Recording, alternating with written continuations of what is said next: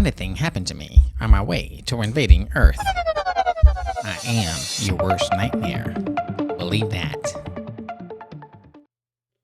All right, so today on Catch the Grades, this is a special edition. This is a Sunday edition. We have writer, comic book creator Joshua Spiller coming to us from overseas, and we're going to talk about his books. The Oxen Myth, let's see, Symbolism, Rewired, and Time Fracture. So, let's get it.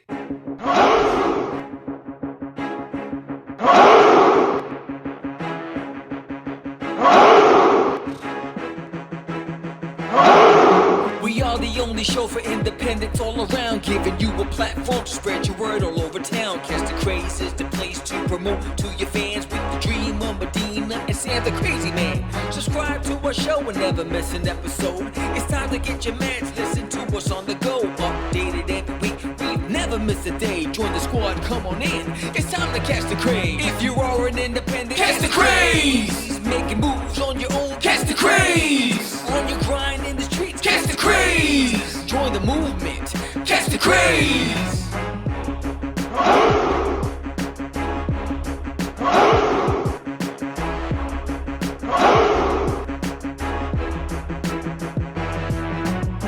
Yeah, George, we did it again. Come on now. You know you want to do it. Catch the Craze.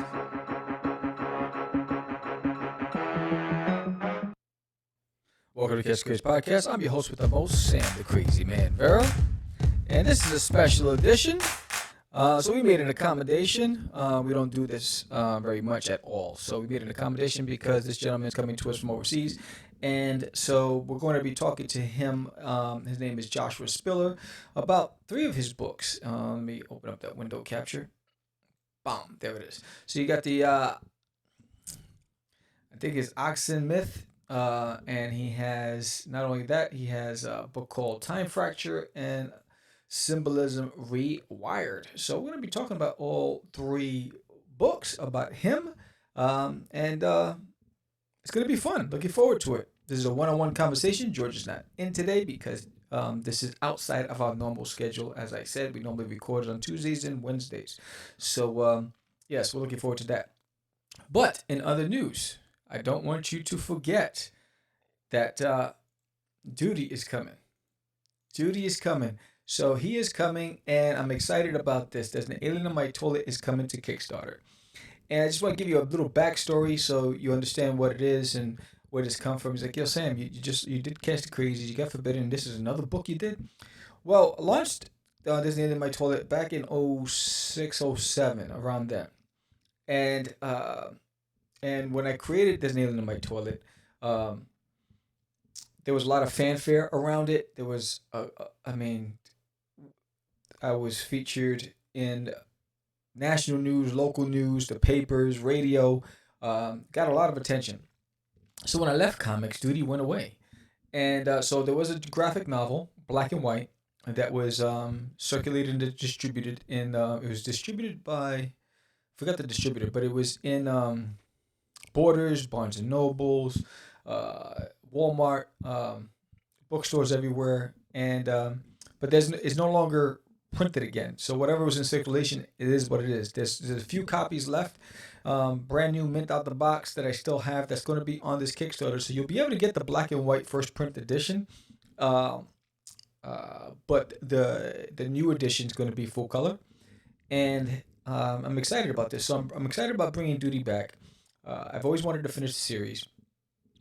This is my opportunity to finish the series. And there's Duty rocking some Adidas right there. But his name is Dudarius, and he's from the planet Uranus, and or Uranus, for all you Scientologists out there and who want to correct me. And but you know, Uranus adds that punch because his name is Duty. But yeah, he's this egocentric, egotistical, thinks he knows it all alien, who believes he's the pride of Uranus and the universe. And so he has to be,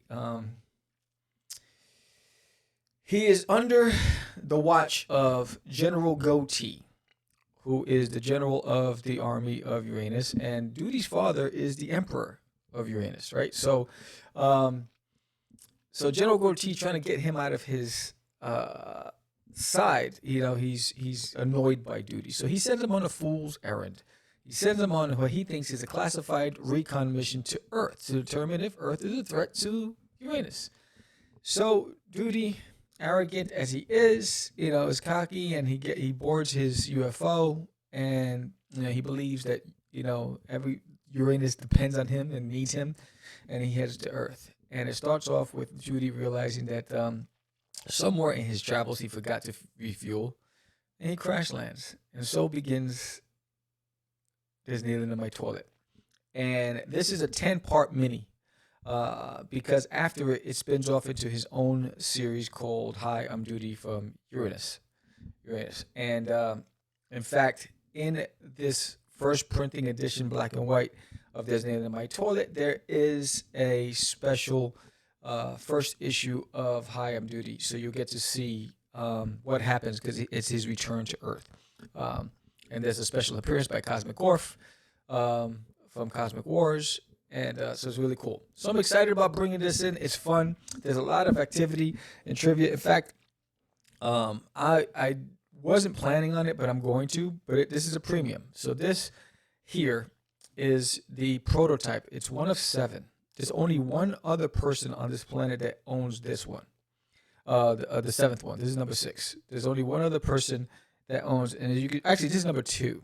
So if you can see, they're numbered 2005.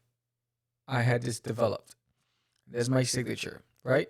So this is coming in its exclusive box, a custom-made box for this guy. That's only going to be available for one collector. There's only one going up, because I don't release all of my stuff, and these were created to pitch to toy manufacturers and licensing organizations and big media. So for this campaign, I'm actually going to have Duty one available for a real premium. So this is only for true collectors. It's not a toy. It's not for kids. It's for collectors, and it's a prototype. So there's only 7 in its existence. So one lucky person will be able to get it. And so again, it's going to be in its own box.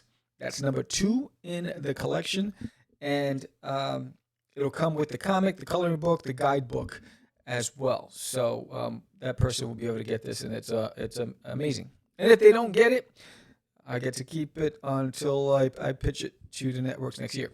But so I'm excited about that, and I'm excited about bringing Duty back to the fold.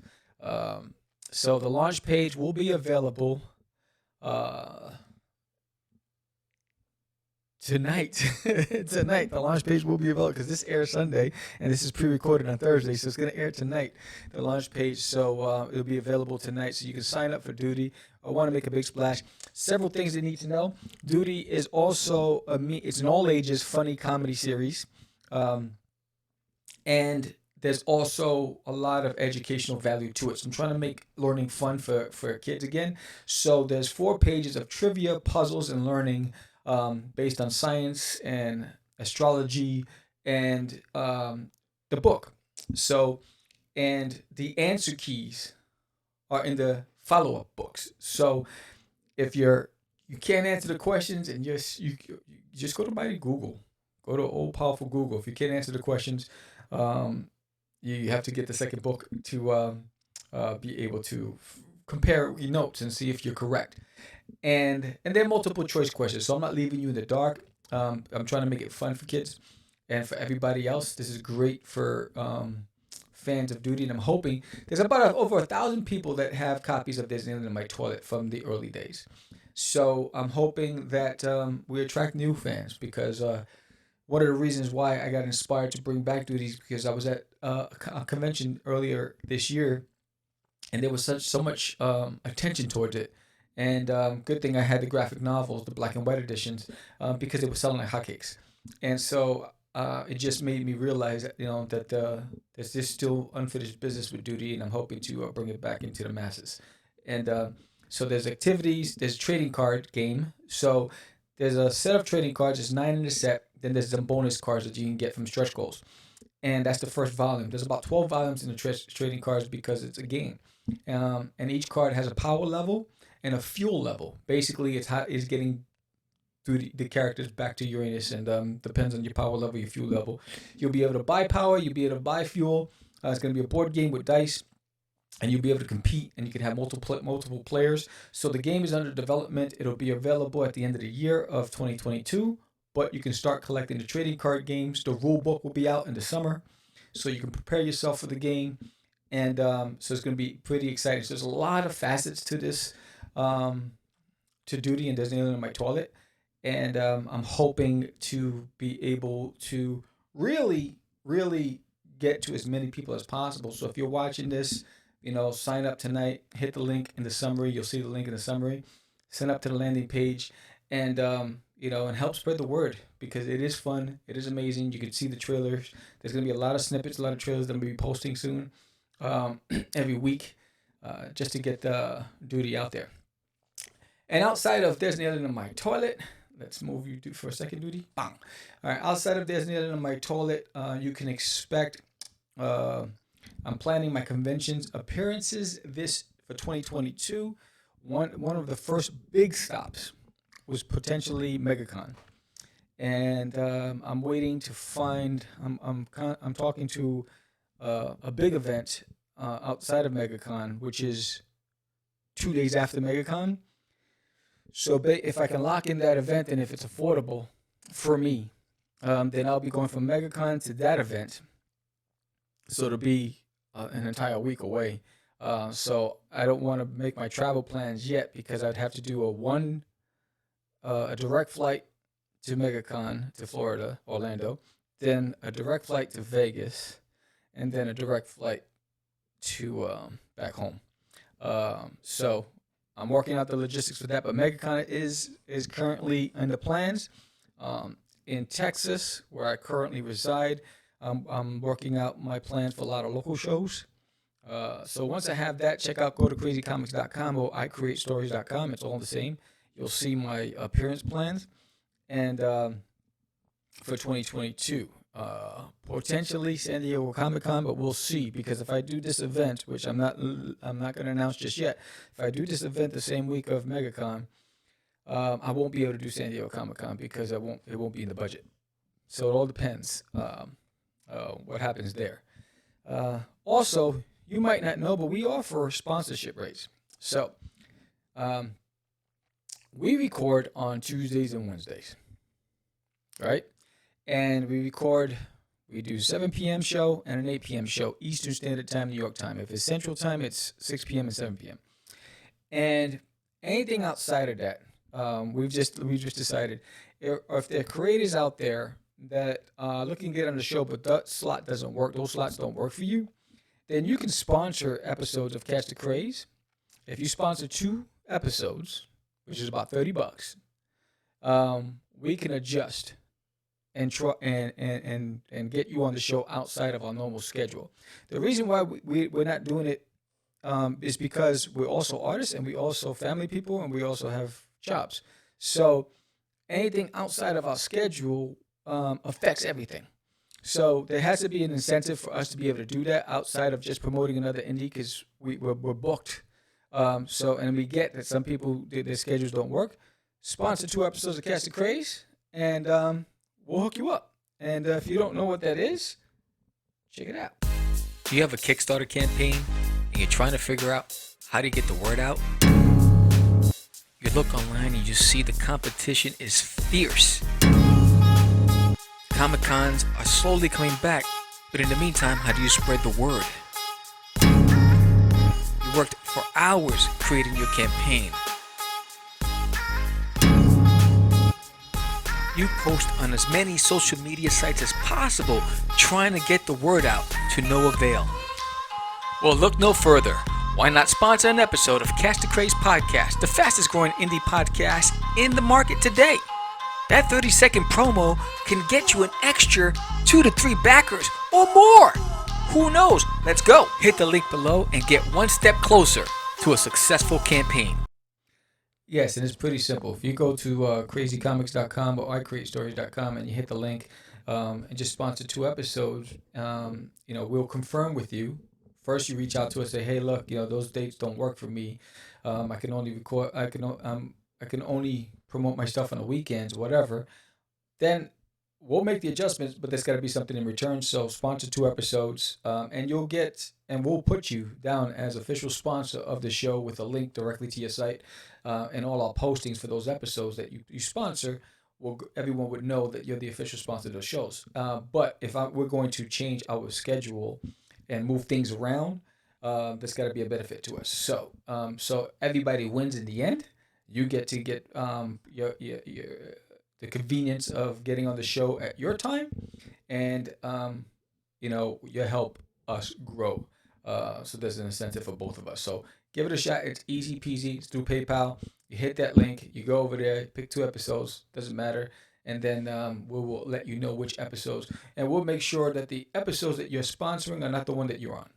You know what I mean? So this way you're on the show, plus your name goes on 2 additional shows that says you're an episode sponsor, right? So it's a win-win.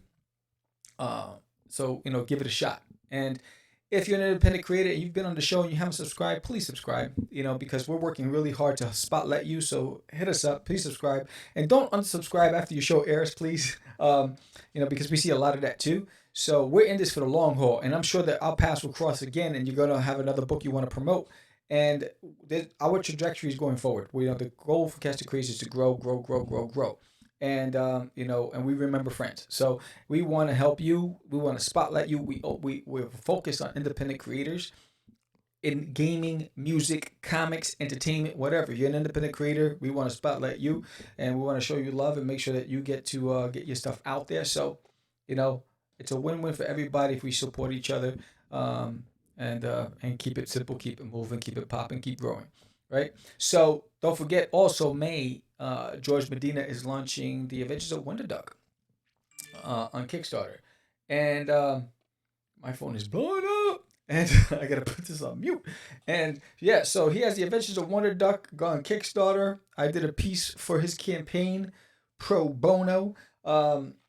Excited about that. So 2022, we start off with There's Needle in My Toilet, and I need you to break 100 backers on this one, and then if we do, we'll see what happens, because I only plan on launching issue 1 for 2022. It all depends on this campaign, so we'll see what happens. But right now the plans are There's Needle in My Toilet, for The Adventures of Wonder Duck in May, Cast the Crazies in the summer, and then end the year with Forbidden, the collected edition graphic novel, 200 pages. And but that all can change. It's all fluid. It's all up in the air. The success of There's Nail in My Toilet will determine what happens next. Right here, this is the black and white collected edition, first printing. So yeah, I'm getting text all over the place. And so, so we're getting ready to bring in our guest. I'm waiting. He should be here any second now. And we'll bring him in, and we'll start talking about he has several titles. I read 2 of them. And in fact, why am I going to talk about it? Because I see him there. So let's bring him in real quick.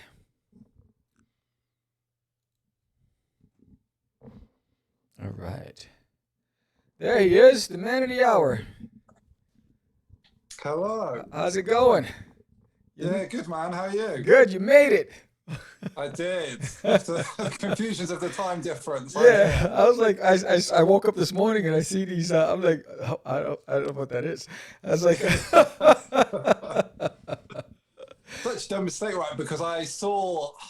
So, obviously it said 1, right? And it was a 24-hour clock. And in my head I was like, oh, that's 1 p.m. And I worked off the difference off that. Right. And then I should have known, because I talked to a friend in America, and he's always 5 hours behind me, right, not ahead. So not a problem. Not a problem. So welcome to Cast the Craze.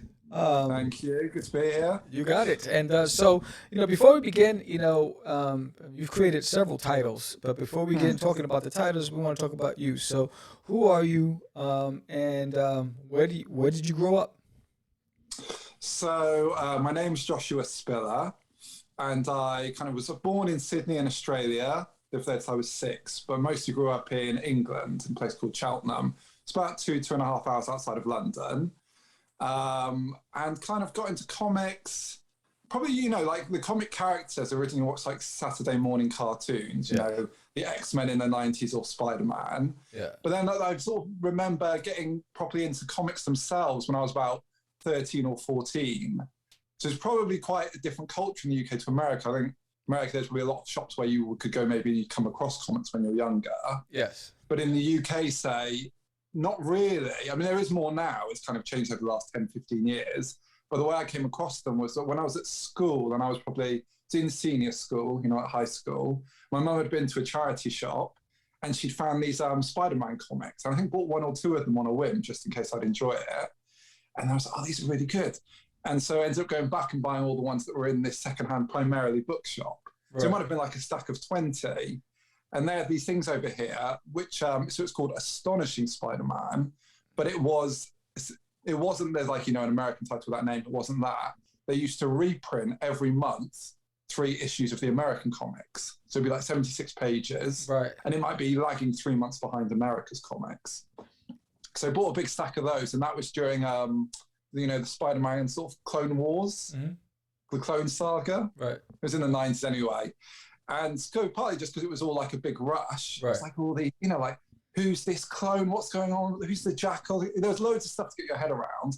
It's almost like when, I think most people have with comics, you know, when you're playing the DC universe or Marvel, right? There's so many characters you're not familiar with, and you might get plunged into the middle of a storyline. Right. But it's quite exciting how much there is to wrap your head around initially, work how things interconnect. So anyway, from there, then I sort of found out about Forbidden Planet. You know, do they have that in America?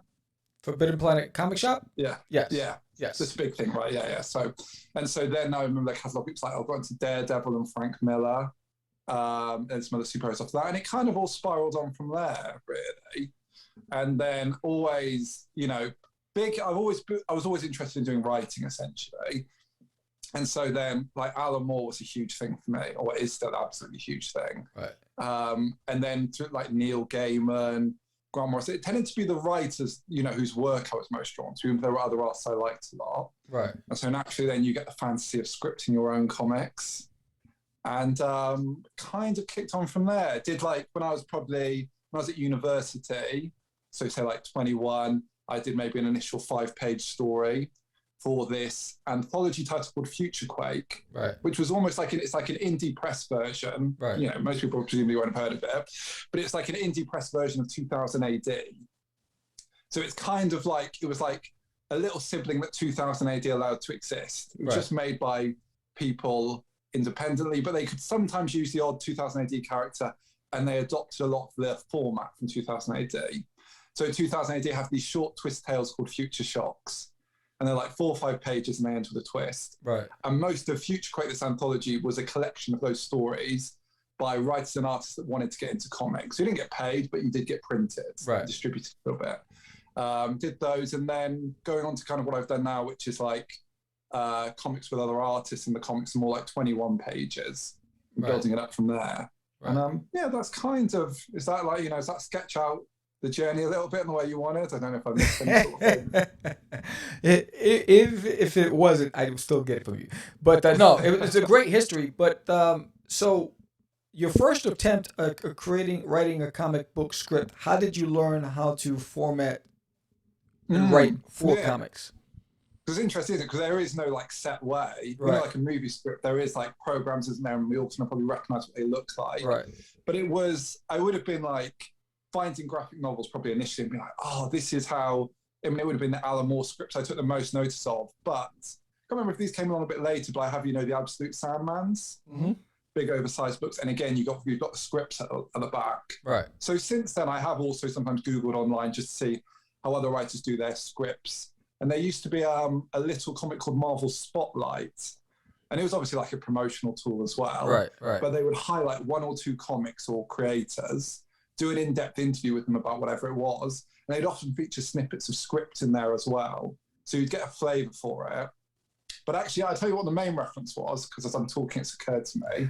So I'm really into, or a big thing for me in reading was I read it as Miracle Man, it's called. It's an Alan Moore series, but it's originally called Marvel Man. Right. And there's a companion guide to that because the comic has quite this weird vexed history where it's like, it's not clear who owns it anymore. It wasn't at one point. I think Neil Gaiman and Todd McFarlane got into legal issues. Right. And it was a reinvention of a 1950s character. So it's quite an interesting study. And there was this companion guide you could get. And it was by a guy called George Cowery, who works for Tomorrow's Comics. And I had this when I was like 14, 15. Right.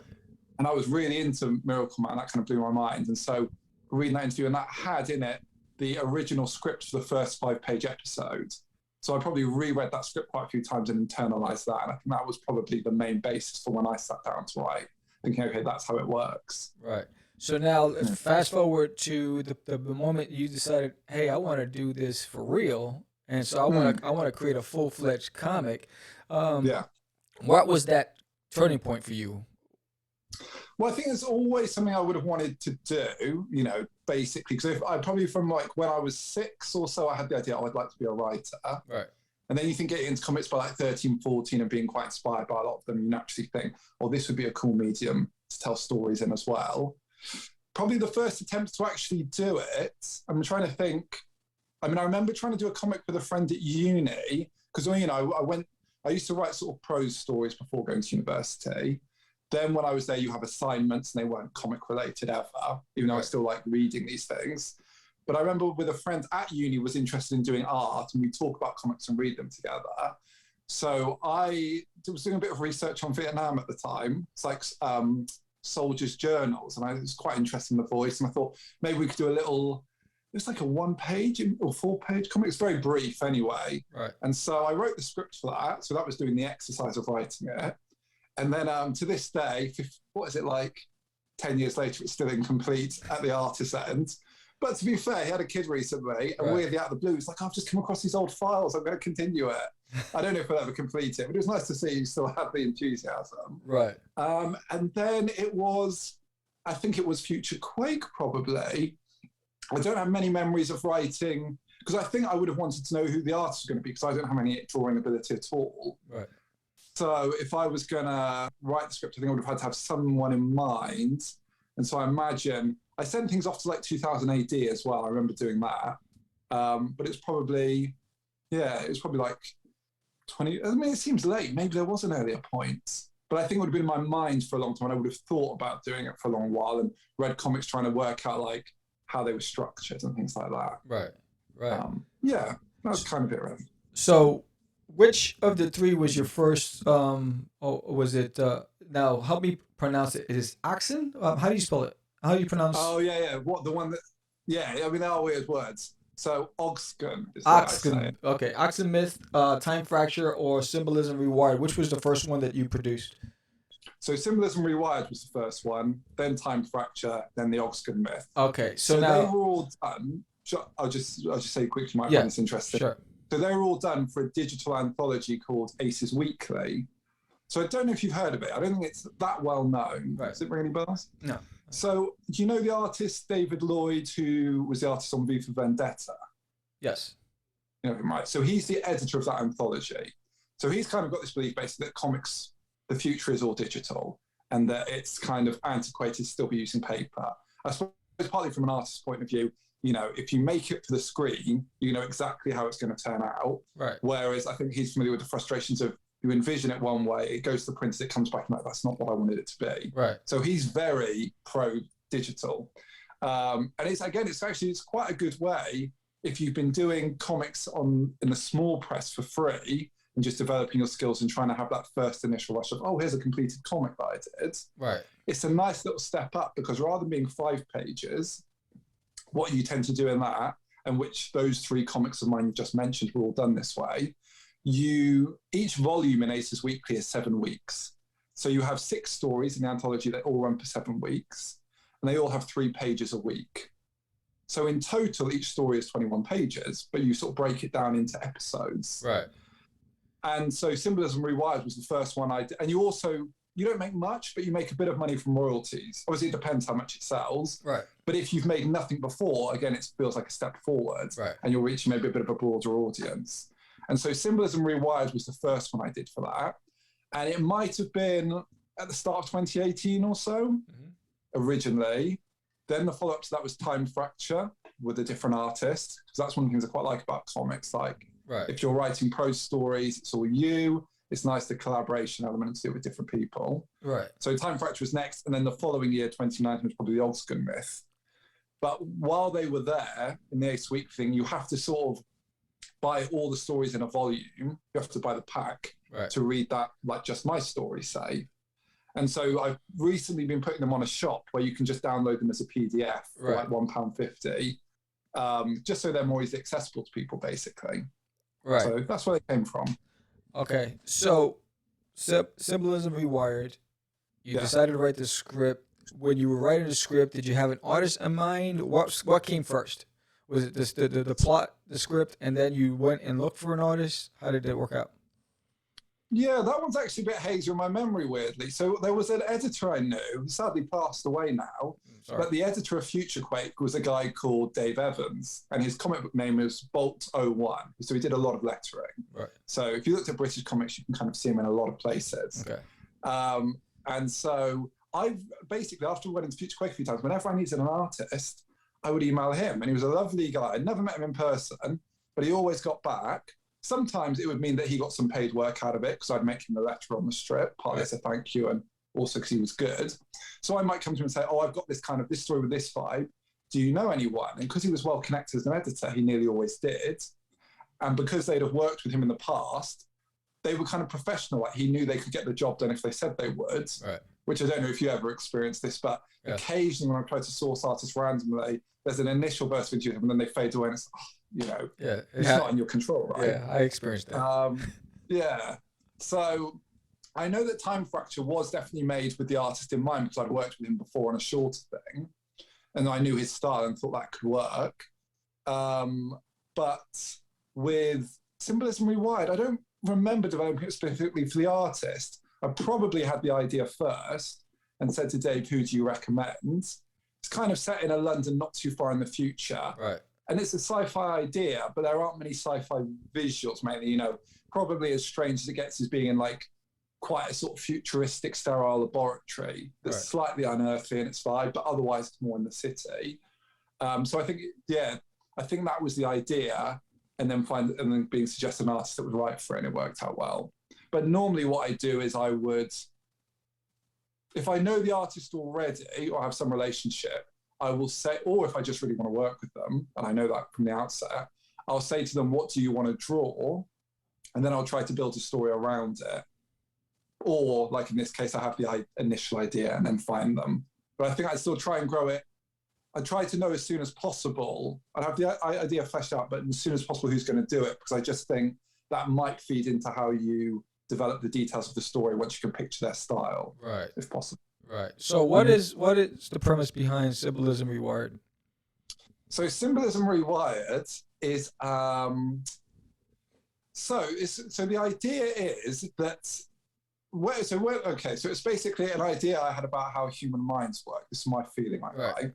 So obviously, if you think about something in detail, your brain does have quite a lot of information stored on it. Right. But I think day to day we kind of simplify things. So it's like X means Y.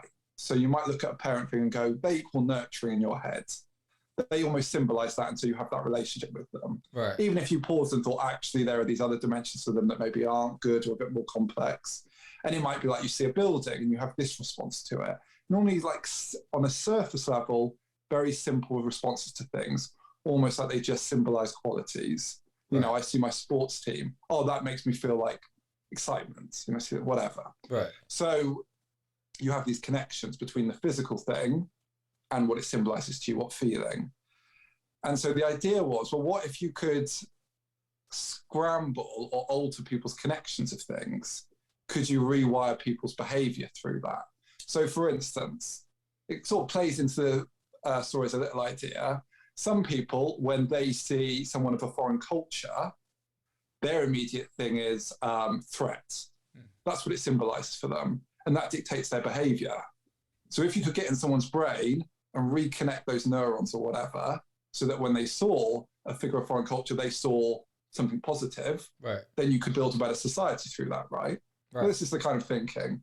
And so the story is about them doing experiments on, oh, there's a one woman you see it through, it's in the near future, but she ends up being the subject of an experiment to rewire her brain in that manner, but it's in the classic way, it's at an experimental stage. Right. And so it rewires her brain in quite an odd way, and she sees the world through a very different lens than most people do. So there'll be things like, she might see like an iron girder on a building site, and for her, it's got all the splendor and majesty we'd associate with like looking at the sun. And she might hear her mum's voice, and she now associates that with like nuclear apocalypse. It's like all the connections are kind of scrambled by what things mean, Right. and just seeing the world through that different way. Interesting. So that's the kind of idea. Yeah. So what spawned that idea for you? What was the trigger? I think, because again, it was, you know, it was written probably like, yeah, say 4 years ago, 4 or 5 years. Right. I think, or 3 or 4. I think it was probably the idea. Well, this funneled in at some point. Right. That when you use, like, you know, say metaphors in language, you say this thing is this thing, and it's kind of interesting that if you form that association, it dictates your relationship to it a little bit. And I thought, okay, so that's kind of like a poetry language thing. You give people, you make a different connection in someone's brain between the physical object or whatever it is and some associated idea. And so what if you could just extrapolate that? If, you know, if sometimes those associations are bad or maybe unfounded, Right. then could you, and so part of the story, it's quite short, like I said, it's 21 pages, so essentially a single issue, but there is a bit of it where it talks about, and I still believe this to this day, that is kind of how language works, about forming associations between ideas in your brain, and that's at the root of things like metaphors. So I think it was that kind of idea. Right. Yeah. So interesting. So that was just a one shot for you, and you decided to move on to another project. Yeah, just because that was the you know, I was constructing it in that way. I just thought it's a 21-page story, 7 parts. Right. So I'll do it like that. Actually, when I did the Oxgon myth, the letterer, Bolto1, said to me afterwards, like, you could have done that as 3 21-page bits. You know, you could have expanded it because you could have fleshed out a world. And I really, you know, you could almost go back and do that. But I always sit down and go, I know what the length is going to be. So I try and make a story that's fit that length. And normally, if anything, it's probably trying to squeeze a little bit too much. You know, I think I about get it right. Right. But then it feels like it's done its thing once I've written that final page. Right. Okay. Yeah. So time fracture. Yeah. Walk us through that premise. I mean, I read Time Fracture, and I read Oxen Myth. Oxgon Myth. I mean, don't worry. Oxen Myth. Yeah. I wasn't made up. I'm gonna say the OG Myth, and It's a better title, really. Yeah. Go for that. I'll cut the rest off. Yeah, I actually enjoyed them. So walk us through Time Fracture. First, before you tell us the premise, what sparked this idea for you? So this idea, I mean, the seed idea, as I remember, was simply like, oh, imagine if you had this device that shoved different planets forwards and backwards in time. So the whole fabric of time universe was off kilter. Right. I think, and I was just thinking that was a really wacky, grand idea. And then thinking, all right, well, what could be a vehicle for that? And I probably wanted to write, you know, when it came to writing the story, I thought, well, I want some sort of sci-fi fun idea, because Symbolism Rewired is much more serious and dramatic, Right. and kind of a bit philosophical, contemplative, Right. in a gripping way. But I kind of quite consciously want next story to be completely different to the previous one, both so I develop new skills and so it just keeps it feeling fresh. Right. So this wanted to be the other end. This had to be like zany and fast-paced and all that kind of feeling. Right. So I think, yeah, we'd have had that seed idea of the planets going backwards and forwards in time. And then it would have just been like, well, what's going to trigger that? Who are the characters? What's the story arc that will go through that? And it all coming from that initial seed. Yeah, I mean, I love the fact that you've basically added everything that we've been conditioned to believe will happen, right? You know, you have clones, you have robotics that basically are turning, you know, against the beliefs of the mortal, right? And doing their own thing, you know, going rogue, you know, all those things that we've learned from Terminator and all these movies, you know, that the droids will take over. I love that twist, and how you have you have two different species trying to find this robotic on a clone world. I thought that was pretty interesting. A pretty interesting approach to storytelling. I mean, this could have been an ongoing series. Yeah. Well, that's really nice of you to say that, mate. I try and like pack a lot of, ideas in, and just things that I think are, that would keep me gripped while I was reading it. So I'm like, that's a cool thing. That's a cool detail. Like I really love the art on that series as well. I think the artist did a great job. Yes, did a fantastic job. Now, is the artist the same as the colorist? Yeah, he did it all, and he did the lettering. He did everything apart from the writing on that. So outstanding. Outstanding, right? It's a really nice guy as well. Again, when you collaborate with people, like most people, I've only ever talked to them via email, but sometimes they're just on it. They're friendly. They get the job done. Right. Sort of a pleasure to work with. But there's a thing. So in that second or third issue where they go to the clone planet, there are these big sort of ziggurat towers in the background with the image of the clone on it. So the idea is that everyone on the world is the clone, as you know. I'm just saying it for listeners. And like even that doesn't really get explained much, and it's just a cool visual in the strip. But the idea behind that, which I still wanted to sort of get in there to some degree to get the flavour, was I've seen like these Buddhist statues that are gigantic. Yeah. And they're embedded in, say, cave walls or something. Right. And so I'd like to do something that's a big scale of statue. Just when you're coming up with a world, you want it to sort of have its own distinct flavour. Right. And I thought, well, I suppose in a way, this planet full of clones, no one's going to be more egocentric than they all think they're perfect and they're all the same. Right, exactly. So maybe they build these gigantic ego statues to themselves, like praising their own brilliance. And then in a way, that's part of the world building, and it kind of tells you something about the culture. And it's just a background thing. And if you notice it, hopefully you just at a minimum think, oh, that's a cool touch. But there was other sort of things lying behind it that led to that visual in a way. Hopefully on some level, subliminally or something feels like it's in the mix. Yeah, it reminded me, I don't know if you've ever seen The Never-Ending Story. I saw it when I was younger, and I don't have much memory of it, but I remember it kind of making a big impact. Those big figures. I think the way you left it at the end, where they were just zapped into another planet without any means of transportation. It's like, oh, what's going to happen next to these guys? Yeah. Do they ever get to reverse what he started? And I love the fact that she reprogrammed him with empathy. I thought that was a pretty cool approach to it, where he now recognizes the damage that he's done. A pretty interesting approach to storytelling. I think you did a great job with that. Oh, cheers, man. I appreciate that. It's always nice to know it connects, because you said, like, I'm sure you can work quite a while on something, at the end you send out an noise. Does it hit the way you hope it will hit? So it's nice when you hear people have a positive response. Yes, absolutely. So now the title that keeps messing up my mouth, Oxenmyth. So where did that word come from? Just scribbling. What I find coming up with words, when you come up with fictional words. Right. I suppose for lots of people, and it's almost a bit like naming characters. Right. It's quite a while of just scribbling random sounds down until you get one that captures the flavour you're after. Right. And even though it's hard to say, it felt like Oxen was that for whatever reason. It's interesting because I had a friend who spoke Arabic and tried to teach me. My mouth just couldn't work that way. I struggled with so many words, and I found when I was trying to pronounce this, I was like, I was trying to break it down. I was like, is the G silent? How much? Yeah, that's fair enough. So I find, with character names as well, I don't know. I know someone I heard once saying when they have to name a character name, they just have like a phone directory, like we used to have a book with everything, and they'll just look for a name whether that feels right. Maybe that's quite a good approach. So if it's a real world name, obviously if you're doing like very out there names, no one in the phone book's going to be named Mr. Ogston, but it's useful sometimes. Right. So that was like a sound thing. So the names are all quite weird. No, they're not all quite weird. So there's the three main characters, Matt, as you know. Yeah, you used almost every letter in the alphabet for that one. It was like supercalifragilisticexpialidocious. Well, but the reason for that is there is a reason for that. So the one main character is called Kanask, which is more straightforward to say. Right. But the name you're talking about is the name Upani Watutha. Yes. Right.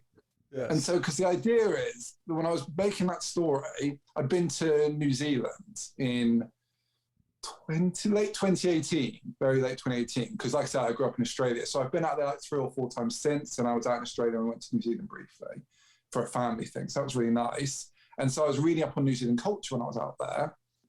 And I was like, oh, it'd be quite good to do something. I just like their designs. Right. You know, it's quite a distinct aesthetic. Right. And I thought, well, didn't see this that much.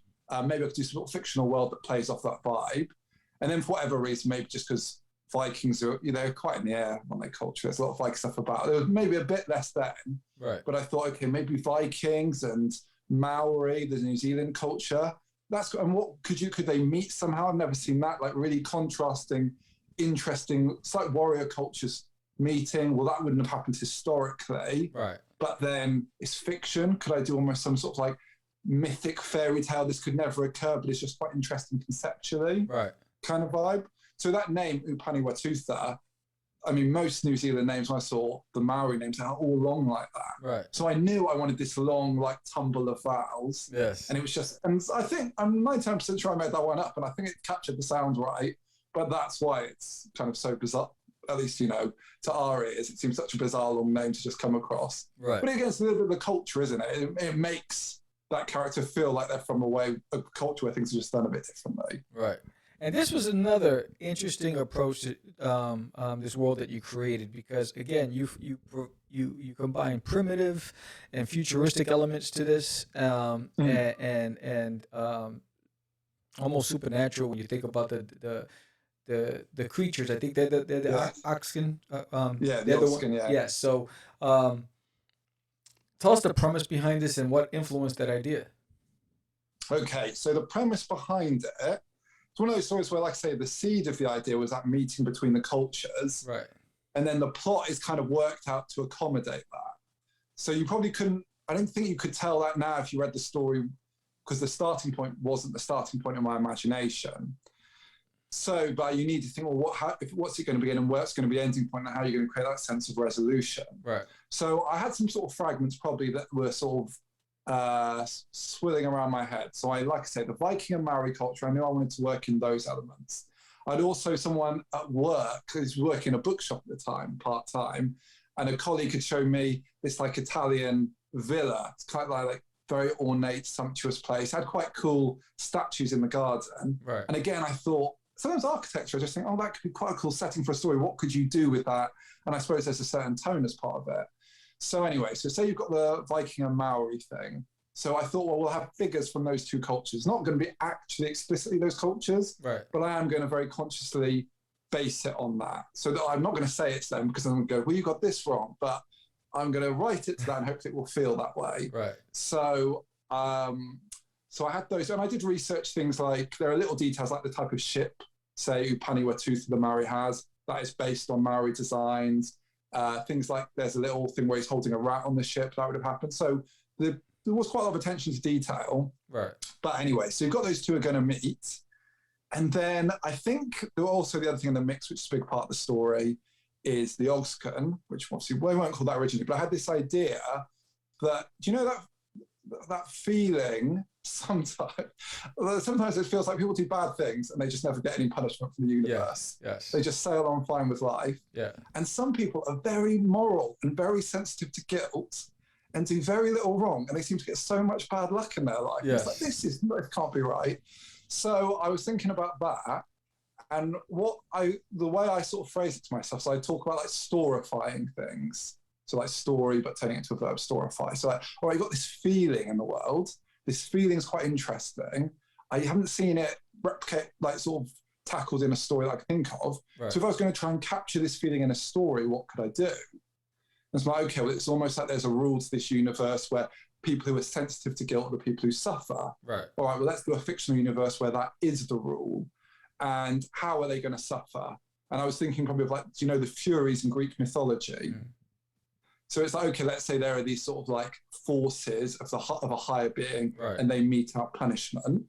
Well, let's do a kind of Fury thing. I quite like the number 3, they're the Furies. You know, it felt good. But I want to make sure they don't just feel like the Furies. Otherwise, that's kind of a missed opportunity for some imagination. Right. So I tried to come up with something. They probably still feel a bit furious, but I hope they do feel interestingly distinct still. Yeah. So, all right, so we know there's going to be these 3 villains, the Ogsken. We know there's going to be a Viking and Maori and a character echoing that. And I know there's going to be a palace in there. I'm not saying this is the exact order things happen, but it gets the kind of feeling of how the puzzle fits together. Right. So it's like, okay, and what's going to be the story arc? And essentially it ends up being that, because I don't want to spoil things, but that the story has quite a long arc in terms of time. Right. And it begins in the palace. It goes back to, you see what built up to that moment, which is the part with the Octagon initially, and only at the end does it return to the palace. And so we still get in the palace setting, and it becomes kind of key to making a plot that has a beginning and a resolution. Right. And I know someone, like a reviewer, said, you know, that they enjoyed it, but it was like they didn't really get what was going on, and then it all slot together in the last 3 pages. I'm like, oh, I get how it fits together. Right. But, you know, I'm fine with that. I think that's, because it's only 21 pages, it's not like reading 6 comics and it's a long arc. Hopefully, if you just trust the writing of those 21 pages, it's quite satisfying when you see how the pieces connect at the end.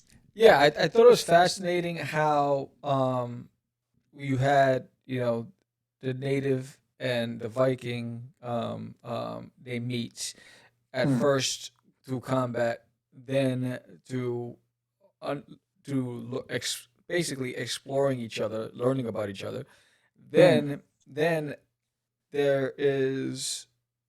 immediately come under attack, and one's mortally wounded, and so the initial thought was, I'm going to save him until he finds the letter, until he finds the letters, you know. I thought that was a great part. And then when he came back, he says, well, you know what? This is fate. This is supposed to happen. I'm going to leave you to your own. I thought, like, oh, wow. You know, so on one hand, he's like, I'm going to save this guy. And the other hand, he's like, well, you know what? We're going to let nature take its course. And then that question that everyone ponders, what happens after death? And then now he is, you know, evolved into almost like a superior being, but it's more, you know, and now goes after, builds this empire to be able to, for one thing only, the act of revenge. So I thought that was really, so I was able to follow it all along. But again, this is something that could be an ongoing series. Yeah. You know? Yeah, well, that's awesome. It seems like you sort of got it the way I would hope you to. And yeah, I hope it just feels like that it packs a lot in. I hope, like a lot of ideas that are quite stimulating. Yes. I thought it was fascinating. I mean, the artist did an amazing job on this series. Great artist, right? Yes. And now, is this artist did all the work as well, or was there separate colors? No, so this was that was Bolto One doing the lettering again. Okay. This was a nice kind of global collaboration, you know, very modern in that. So I ran a Kickstarter for a novel I wrote in 2018.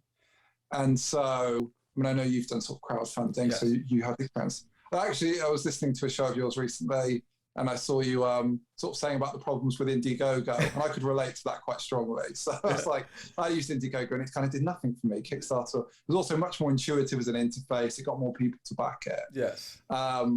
So for the novel, quite a number of people who backed it were people I knew, which was great. There were a few people I didn't as well. And one of the guys was a guy in America. And I wrote an article around the time that crowdfunded to help promote it. And part of it was like my writing tips, things I'd learned and advice I'd recommend. And he contacted me and was like, oh, this is, you know, I found this really useful. It's inspiring. And that's a nice thing to hear. And he writes comic books. So I was like, oh, send me over some comics. So, you know, he sent me a link to a website, I'll have a look. So it was quite cool checking it out. And some of the artists he was working with were really good. One of them was Kishore, the guy who did the Octagon Myth. So I found him through this guy I got with Kickstarter, and I said, oh, can I contact the artist? Can you send me his details? And Kishore is based in India. So, you know, a whole different continent. Right.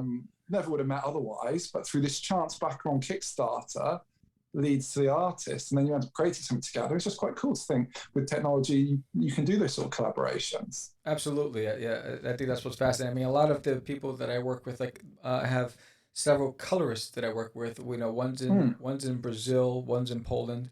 You know, and that's the I guess the art of technology is that you know, you can form relations and business relations through the World Wide Web, where you couldn't have done so before. Good, isn't it? Yeah. Like you say, you have to like filter out the people who ultimately it doesn't work with and they just drop out. Yes. But when you find people, it's just nice that you can come together. Live in completely separate lives, but you come together to make something. And it's even stranger in a way when you think, I've never met this person face to face. Right. we That's- made this thing together. Yes, that's the strange part of it all, because we're naturally social creatures, right? And so it's about the get-togethers. It's about the drinks at the pub, all those things, and the, sharing the story. So when you're doing this and you're talking to a piece of metal, and there's somebody there talking back to you, it's a little different, Definitely. it is a strange thing, isn't it? I mean, I know someone passed away that I'd only known. The second time I met someone passed away, but they passed away from, and I'd only ever known them over email. Wow. But I'd known them for years. And it was a quite strange thing to process, I think, for a human brain. Yes. Because, what do you normally associate with someone? The sound of their voice. I didn't know what the person looked like till afterwards. Right. What do they look like?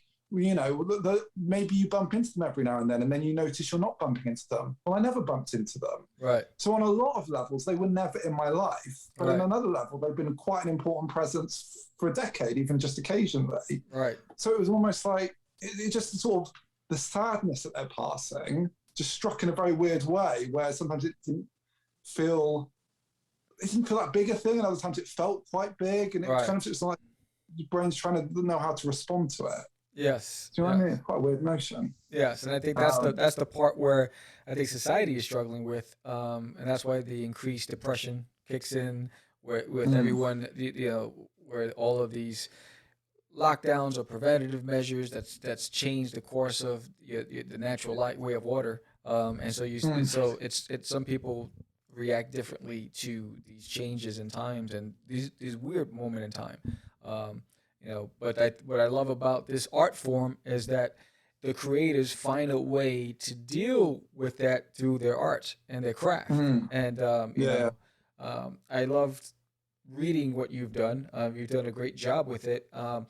It's interesting to see the format, because the format was it was that way because it's digital. Are there points where you're going to see it in physical print or not? Yeah, so it was made for Aces Weekly, which is a digital anthology. So that's why, because it's landscape format, Right. the thing you're talking about, isn't it? Yeah, so it's made for screens originally. So I can imagine it's, because it's a decent body of work, and it's 3 stories, 21 pages each. So you've got 63 pages. Look at that maths, absolutely mind-blowing. So you've got 63 pages of story there that you could print off into quite a nice little thing. But I'd probably want to know that the economics going to be worthwhile, because it is accessible now. Right. And the nice thing with those digital stories on my shop is that now they're up there, I don't have to do anything. So the covers are actually new, by the way, for the shop. Originally, when they were part of the anthology, it was just the interior content. So I went back to the artists, they made the covers. So that's part of the newness to it. But once you do that work putting it up there, if someone buys it, I don't have to do anything. Right. The money comes in, they get the Right. comic. There's a simplicity to that. Because, I'm always, like most people, if you want to do a creative thing, you're doing it around maybe a day job or whatever. Right. So I don't want to end up spending much time doing admin stuff. Right. Keep me, especially if it's only occasion, it's not bringing in that much money. Right. It prevents you moving on to the next thing you want to grow and build. Right. So at the moment, I believe them digital, but the current project that an artist is working on at the moment will be a physical comic. So it'll be digital too, Right. but it will have a run of physical comics. It's like a 28-page story, probably like, well, maybe 26, 24, and then a 2-page backup story, just because the way the page count worked out. Right. And that was because that did feel like that would be a next step to have a full-size comic that was physically made in my hands, that was all me. Right. But also because I think it'll be slightly easier to start building more money off it and making more of an impact, because there is a way that a physical object tends to make you feel more real, right, as a creator, than a purely digital thing, which can just get lost in an email. Somehow in human brains, that is still a bit abstract. Right. Do you know what I mean? Absolutely. Yeah. I mean, I for me, I collect the physical. The digitals I do for the What's in the Box show that I do. But I mean, I can see you running a campaign for the collected works of Joshua Spiller, and then put it all in one big, compendium, and offer that on a Kickstarter. And I see it being successful. That'd be a cool thing to do, actually. I mean, you've run crowdfunds, haven't you? I find them very, Yes. I suppose everyone does, like they're quite emotionally intense. Oh yes, it's just Oh. it's a lot of wine, a lot of wine and frustrating nights because you'll have a day where everything looks like is doing well, and then you'll have a week where nothing's happening. I'm like, what the hell? It's the dependency on people you don't know. It's like, come on, guys. yes. And you're trying everything, and you're spending all your life on social media, and you're creating new content and posting, and you're going on other podcasts and trying to and do your pitch, and you feel like it's nuts. It's intense, isn't it? There was I've only done a little of this once. It's not the normal thing I would normally sort of do, but a friend of mine would do this thing to the financial markets. So you would see which way basically the graph was trending, Right. and you would put money on it because of that. And so he showed me how to do it, and so I dabbled in it.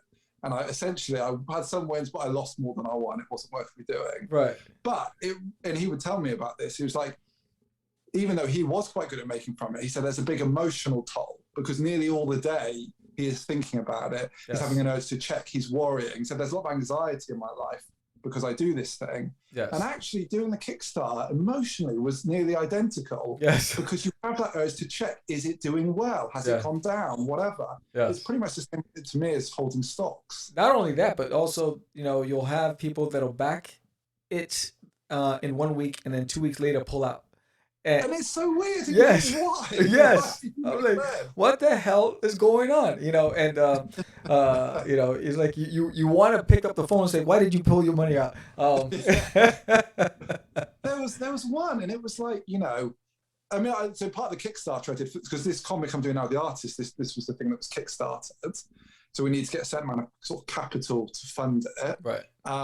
And yeah, so one of the things we wanted to make it really cheap.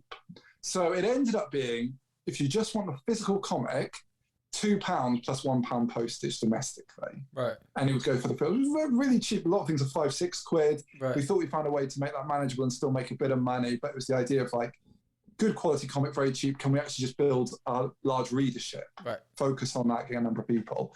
And so someone put in like £8 for multiple copies. Cool. Then it drops to £2. All right, that's okay. And then you do an update, and you think you've been quite cheery and said positive brief, and they drop out, and you're like, why? What on earth has happened? Let's change your idea. Oh, for £2, why don't you just leave the £2 in there? Right. Yes, I know.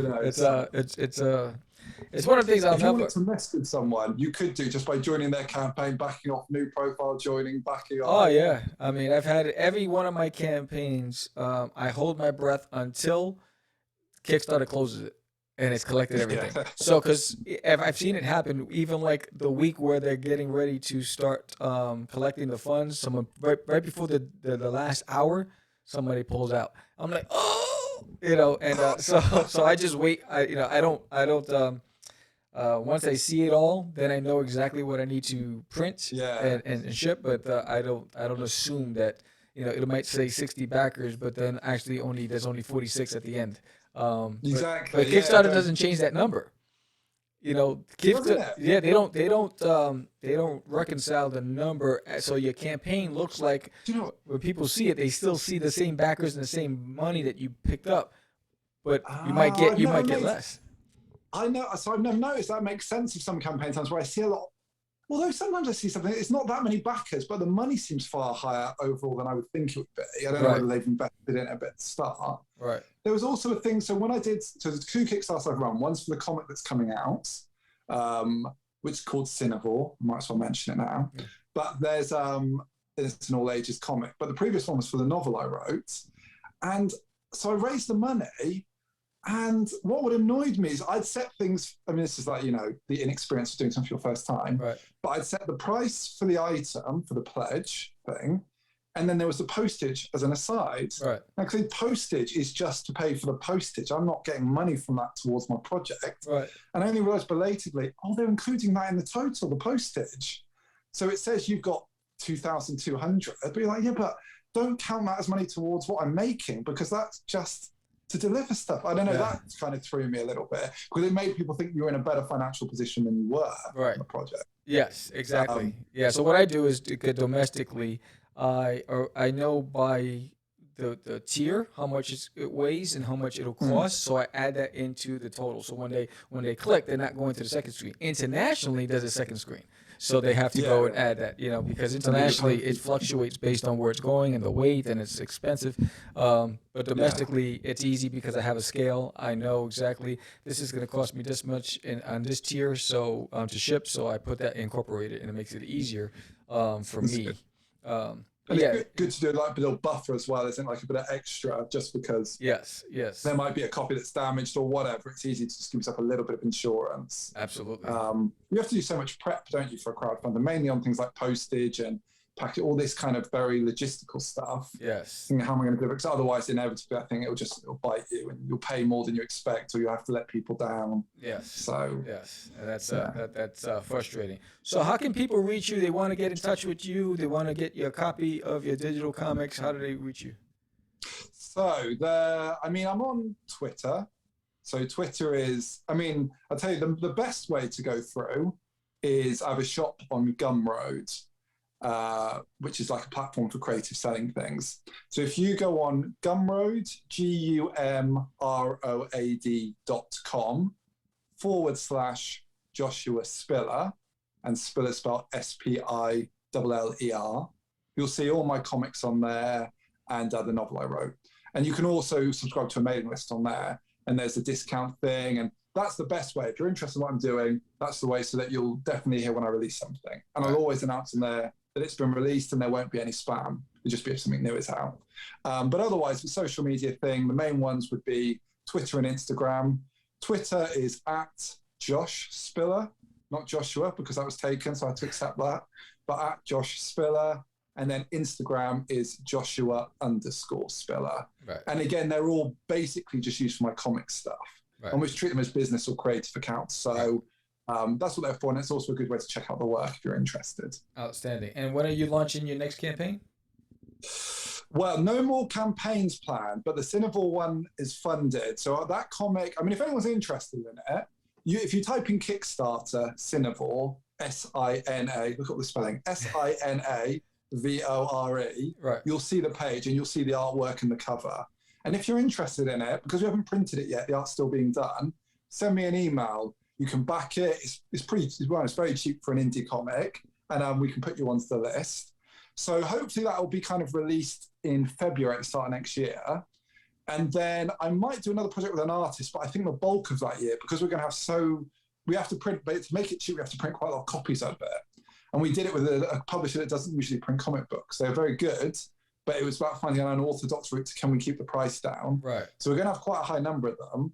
And so the idea is, COVID permitting, to get out there, go to conventions, partly to obviously to sell them, right, so that partly we raise some money, because they're like me and the artist, different for the colorist and letterer, who sort of paid them up front, because it's more our baby.